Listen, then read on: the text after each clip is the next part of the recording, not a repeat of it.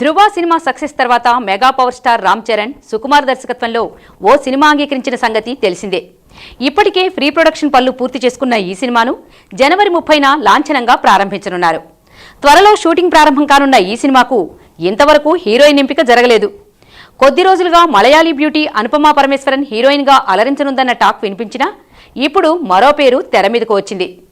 Periodic love స్టోరీగా తెరకెక్కుతున్న ఈ సినిమాకు సమంతను హీరోయిన్గా తీసుకోవాలని భావిస్తున్నారట.